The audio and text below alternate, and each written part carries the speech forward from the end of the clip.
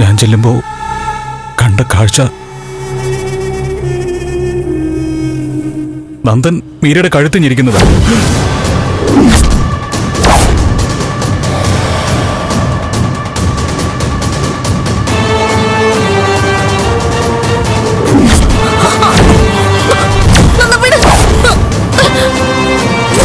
ഞാൻ കൊല്ലൂടി.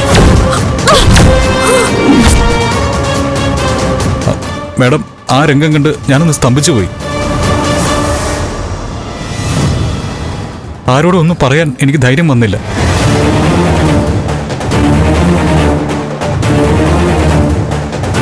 അപ്പോ നന്ദനാണ് മീരയെ കൊന്നത്? ആ അതെ,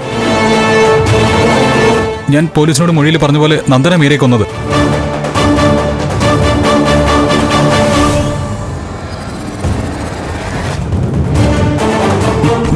ഞാൻ ഏത് കോടതിയിൽ വേണമെങ്കിലും പറയാം.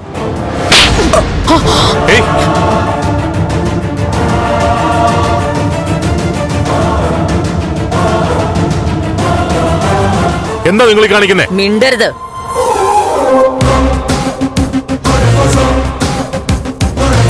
എടാ പ്രകാശ് മോനെ, നീ എന്താണ് ഞങ്ങളെ കുറിച്ച് വിചാരിച്ചത്? കേരള പോലീസ് എന്ന് വെച്ചാ കാക്കി ഉടുപ്പിട്ട് തെക്കും വടക്കും ഷോയ്ക്ക് നടക്കുന്നവരാണെന്നോ? ആണോ?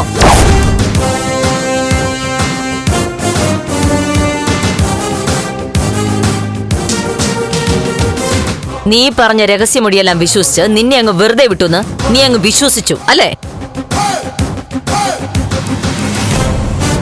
ബലരാം സർ, നിങ്ങളുടെ മകൾ മീരയെ കൊന്നയാൾ ദാ നിൽക്കുന്നു.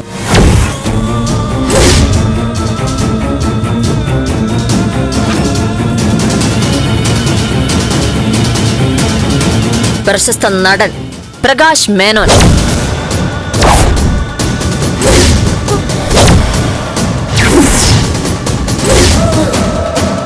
ഇല്ല, പച്ചക്കള്ളോ ഇത്. ചന്ദ്രോത്തുകാരെ രക്ഷിക്കാൻ വേണ്ടിയിട്ട് ഈ കൊലപാതകം പ്രകാശിന്റെ തലയിൽ കെട്ടിവെക്കാൻ നോക്കുക. ഞാനത് സമ്മതിക്കില്ല. നിങ്ങൾ സമ്മതിച്ച് തരണ്ട.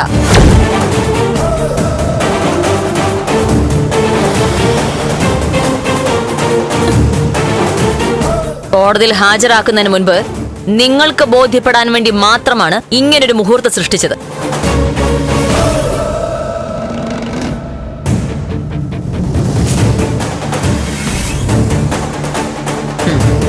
നിരപരാധിയായ ദേവികയെ ഇനിയെങ്കിലും ചിലർ അംഗീകരിക്കട്ടെ എന്ന് കരുതിയാണ്.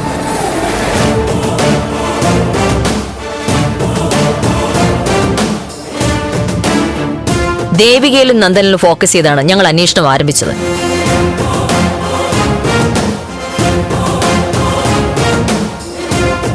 പ്രാഥമിക നിഗമനങ്ങളും സാക്ഷികളും സാഹചര്യ തെളിവുകളുമെല്ലാം അവരിലേക്ക് തന്നെയാണ് എത്തിച്ചത്.